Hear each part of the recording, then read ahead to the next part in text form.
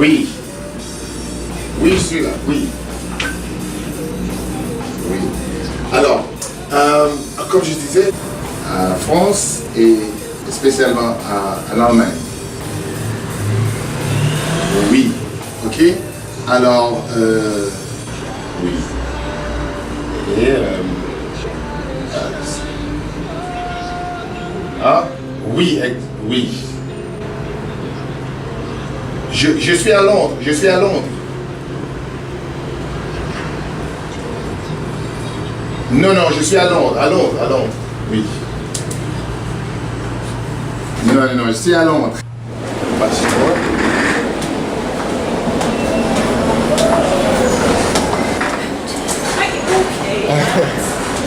Going to the bus store. Coming out of Victoria. Yeah, you come out here, turn right, keep going down there and up the steps and then you're at the front of Victoria.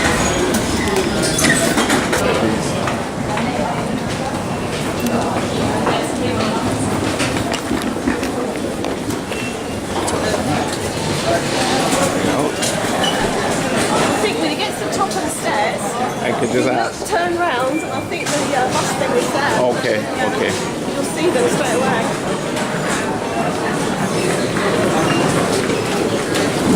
Which the house permanent, are you? Invited ticket? No. Oh. Well, thank you. Been helping me. Appreciate it. Have a good trip. Thank you. Thanks. Thanks. Bye-bye. I'm going to take the big bus tour. So I'm just going to present my ticket and then I'm on my way. Hi, good day. Yes, sir. Take a big bus tour. Yeah, of course you can. So, let me just take this. You keep this? Yeah, we keep it. All right, let me just take this little information here. Yeah, no Okay, problem yeah. at all.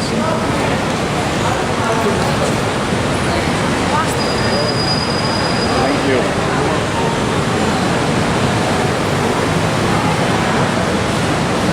What time do I go? On this bus, sir, but the bus will leave just around the corner, second bus stop. That's when Right. you pick up the bus. Okay, what time? Any? They come every 20 minutes, sir. Okay, good. Get something to eat and then. Of course, sir, as long as you get me here as well. Yeah. All right, so I just present this. Yeah, please, sir. Thank you very much. Don't lose it, yeah? All right, good. Have a good day. All right, now to get something to eat because I am here. I have done the, have my ticket ready, and it is just to get something to eat now, and I should be fine. Bus comes every 20 minutes, I was told. So that's how I get something to eat. It's almost like 2 o'clock now, and I haven't eaten yet. I was kind of trying to book my train ticket to France, so that is why I kind of was a little late because I would have taken it since 10 o'clock. I finally got this. Hi, good day. To eat it or to take away, sir? Oh? To eat it or to take away? I'm taking away.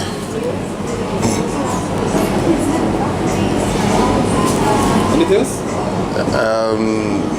No. No. No? Machine is on the bottom. Oh.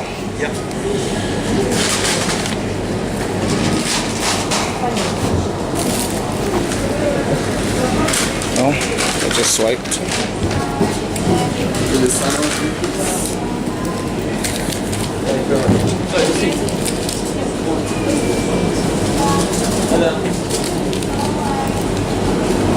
Just those two. That's your receipt. Thank you. Thank you. 388.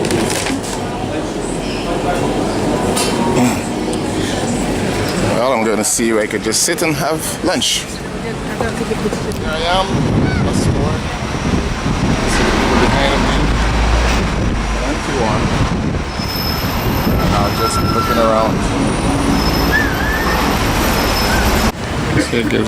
This here gives us a little idea of Green Park. I am now going into this. We are now into this park, and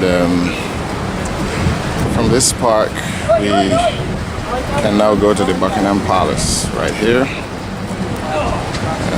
So this is a top view of the park. So if you cannot see it, this is Buckingham Palace here.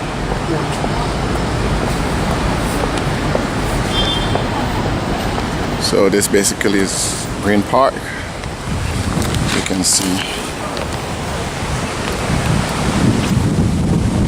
it's quite chilly and nice. As you can see, everybody's in their coats here already. We are approaching the Buckingham Palace,